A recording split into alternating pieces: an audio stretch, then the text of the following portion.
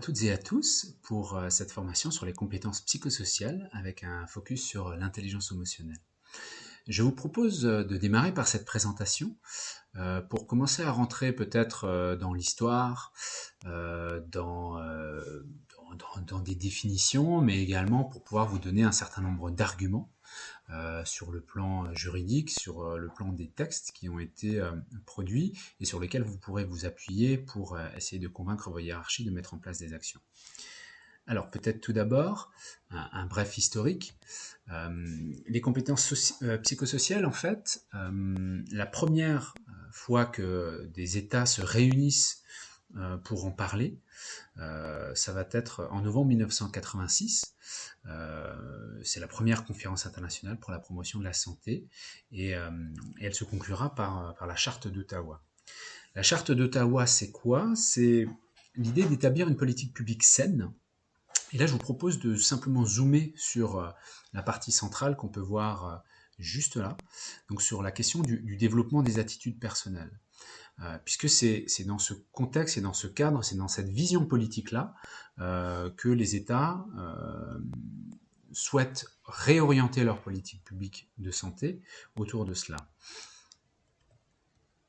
Et évidemment, tout ceci se mettra en place progressivement autour de l'Organisation mondiale de la santé. L'objectif en 1986, c'était la santé pour tous en l'an 2000. Voilà, peut-être qu'il faudra revenir sur cet objectif-là. Et en fait, ce travail qui a démarré en 1986 amène en 1993 à enfin la définition des compétences psychosociales par l'OMS. Donc ça a été tout de même 7 années de travail avant de cadrer, de définir de quoi on parle. Alors, l'esprit nouveau derrière la charte d'Ottawa, c'est quoi? D'une part, c'est d'acter l'échec des politiques précédentes qui étaient axées sur d'autres, sur une autre manière de voir les choses, où on pouvait peut-être avoir une espèce de sermon moralisateur dans la vision de la politique publique et dans le rapport à l'usager. Il y avait également un discours qui était plus autour de la menace et de la peur.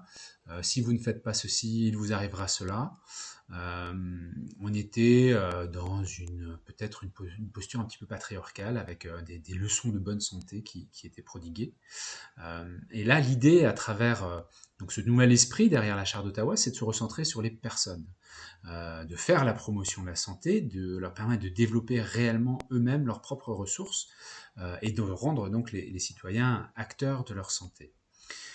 C'est ainsi que se développent les compétences psychosociales, avec l'idée qu'il y ait une capacité d'une personne à répondre efficacement aux épreuves de la vie quotidienne.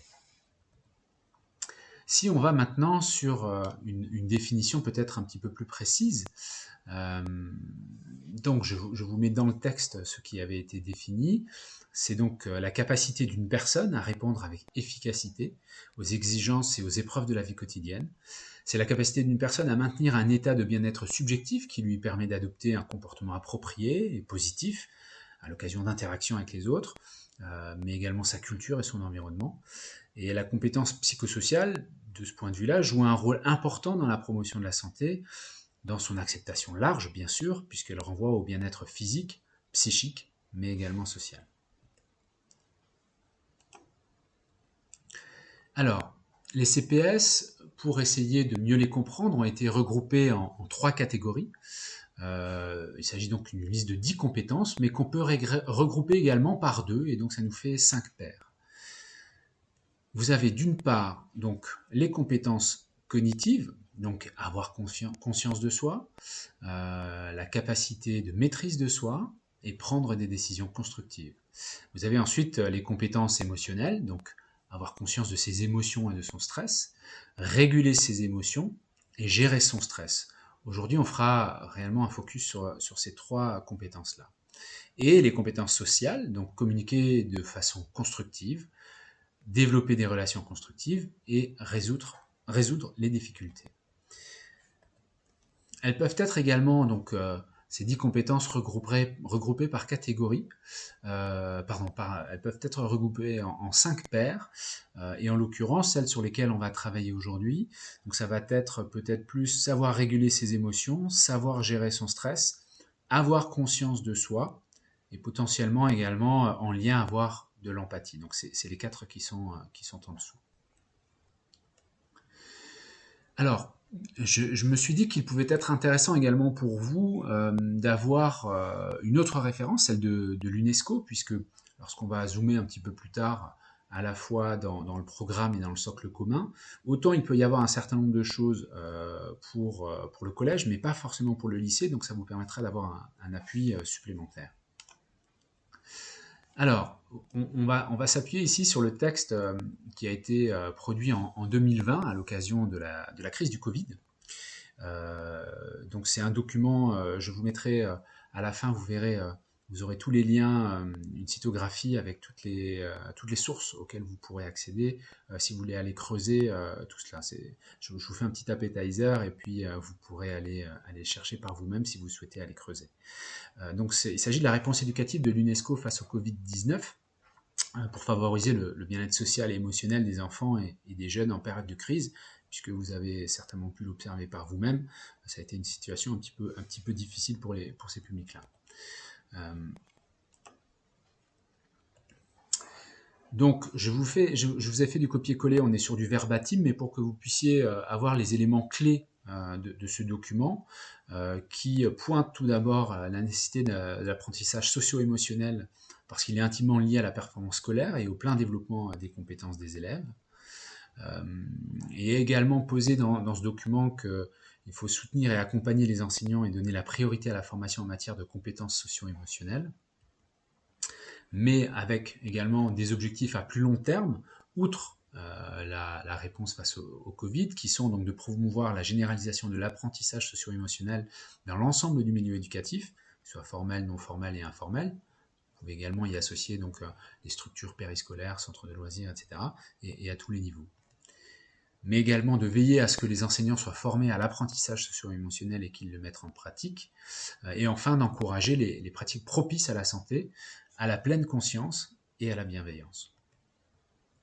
Vous avez là le lien vers la source, mais il sera rappelé à la fin de cette présentation. Alors en France, en prenant l'entrée par les programmes scolaires.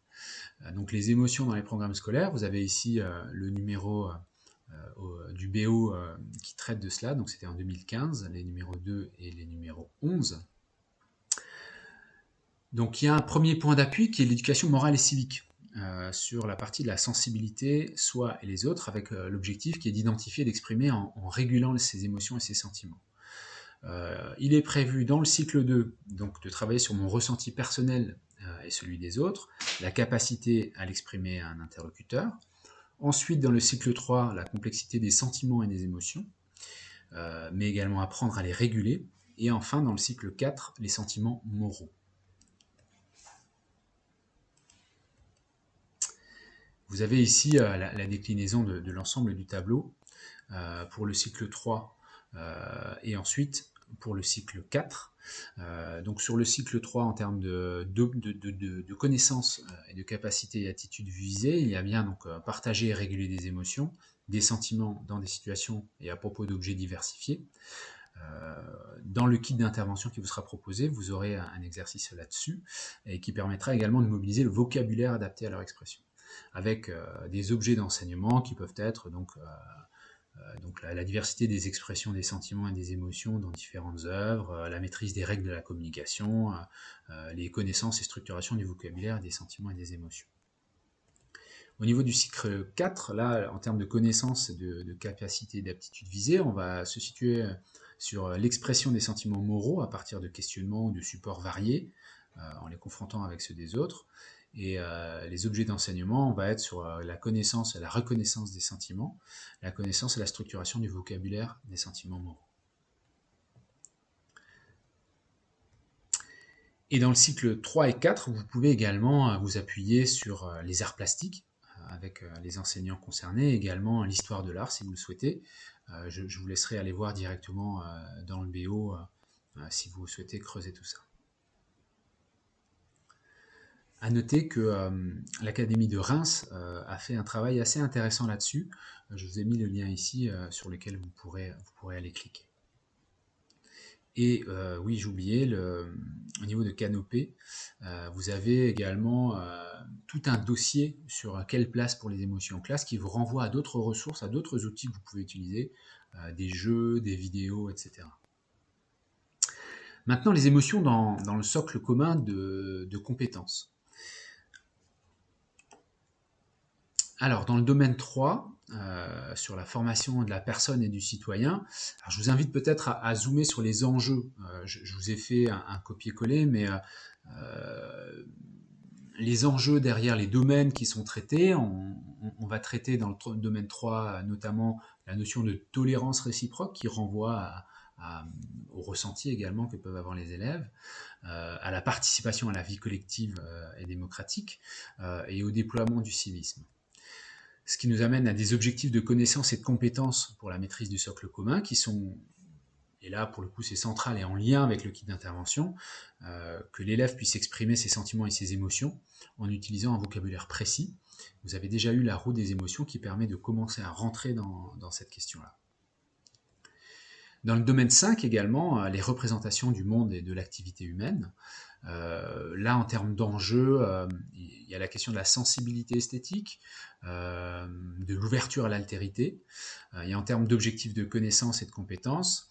Là, l'idée, c'est que dans le cadre de ce domaine 5, d'accompagner les élèves à pouvoir développer son jugement, son goût, sa sensibilité et donc ses émotions esthétiques. Voilà pour cette présentation. Vous avez ici la liste de l'ensemble des sources que vous pourrez aller exploiter, soit pour aller convaincre votre hiérarchie de mettre en place des choses dans votre établissement, soit parce que vous avez envie de creuser, d'aller un petit peu plus loin, d'aller chercher des outils, d'aller voir l'approche juridique. Je vous laisse découvrir tout cela et je vous remercie pour votre attention.